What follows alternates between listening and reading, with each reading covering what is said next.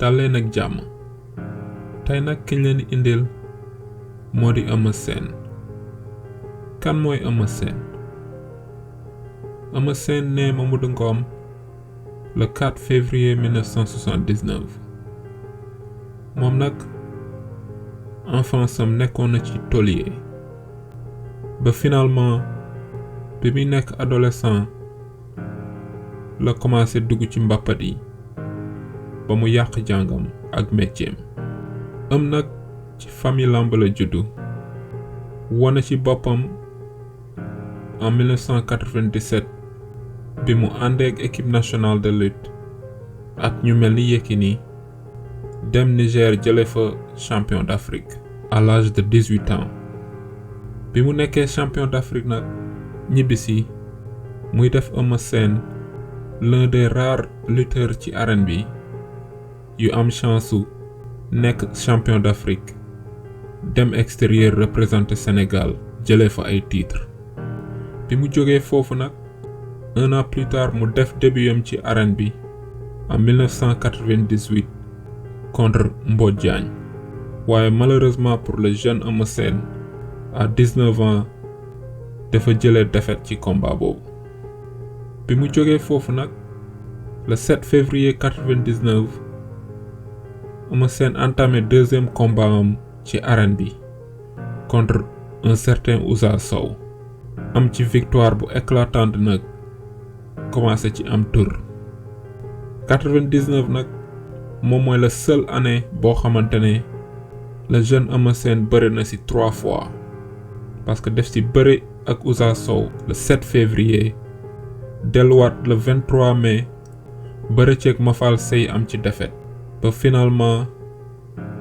le 7 août encore une fois Eumeu Sène bëri ceeg Ngay Lum daan ko. année bi ci topp nag le 30 juillet 2000 Eumeu def see bëre woon ak Mbaye Diouf combat bu metti ba finalement mu nekk sans verdict jógewaat fa dal ci Boy Kayré le 14 janvier 2001 mu ëppoon expérience Eumeu Sène daal di daan Eumeu bi mu jógee foofu dal ci Simel Faye en février 2003 Simel nag jamono yooyu adversaires yi bari dañ ko ragaloon parce que mystique am ak xadar ak doole bi mu àndaloon le jeune Eumeu Sène nag fit ak xadaram ak nekk der taxoon mu jël combat contre Simel Faye ba am ci match nul boo xamante ne presque mi ngi mel ni victoire bi mu jógee foofu nag dalaat ci Mbaye Diouf le 9 juin 2003 bi paa nag Eumeu Sène ñëw ak dal daan Mbaye Diouf jóge foofu dal ci Gris Bordeaux le 13 juin 2004 waaye malheureusement pour Eumeu Gris Bordeaux daan ko mu am ci 4e défaite bi mu jógee ci défaitu Gris Bordeaux bi nag dafa yee Eumeu yee boo xamante ne toog na ci 10 ans daanuwul ci biir 10 ans yi nag Eumeu fësal na ci boppam parce que le 2 janvier 2005 def ci daan Souley Dob jógewaat foofu le 2 juillet 2006 daan ci Zallo ci victoire bu éclatante en 2007 nag le 4 février Eumeu dugg ci cour des grands bi biñ ko joxee Khadim Ndiaye waaye malheureusement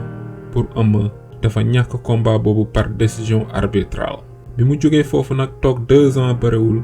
ñàkk adversaire ba finalement le 8 février 2009 un jeune bu ñuy wax Balla Gaye 2 âgé de 22 ans jël décision wu bëre ak Eumeu Sène bu expérimenté âgé de 30 ans Eumeu nag wone combat boobu ci boppam parce que dafa dox ci kaw Balla Gaye daan ko bi mu jógee foofu nag combat boobu may na ko tur trop parce que jeunes yi ràññee nañu kan mooy Eumeu Sène léegi. un an plus tard le 28 février 2010 Lac 2 bu Waalo jël décision wu jël Eumeu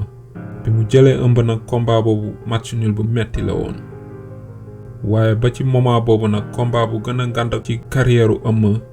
moo di revanche am contre Gris Bordeaux le 6 mai 2011 revanche bi nag dafa am histoire parce que Eumeu de 97 en 2004 écurie Pikine mbooloo la nekkoon ba ni muy amee défaitam contre Gris Bordeaux en 2004 mu jóge écurie Pikine mbooloo rejoindre Tyson mi nekkoon idolam ci écurie Boul Falé après défaite bi mu amoon contre Gris bi mu ñëwee ba ci 6 mai 2011 nag Eumeu daan Gris Bordeaux ci victoire bu éclatante jël revanche am bi mu jógee ci Gris nag bërewaat ceeg Lac 2 le 8 avril 2012 jàpp Lac 2 daan ko muy def Eumeu Sène ba jamono yi ñu toll nii le seul lutteur bi daaneel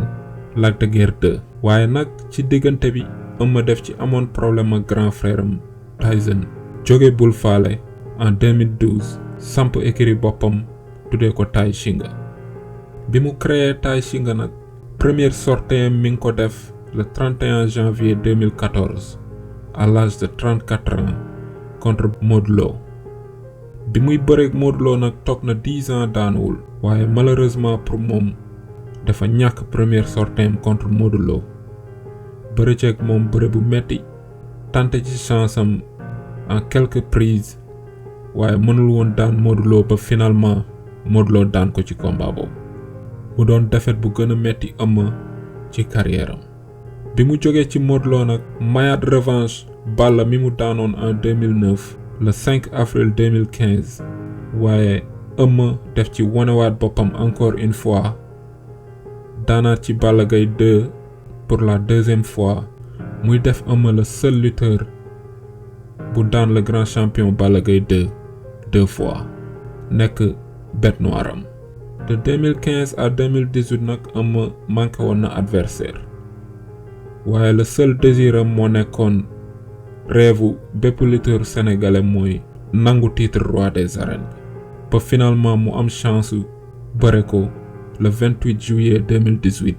à l'âge de 39 ans Eumeu daan ci Bombardier finalement nangu titre roi des arènes bi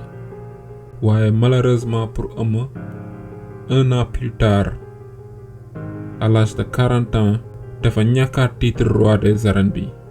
contre kenn kudul Modou Lo mi ko daanoon en 2014 muy def Modou Lo le seul lutteur bu daan Eumeu 2 fois nekk bête noire am kooku moo doon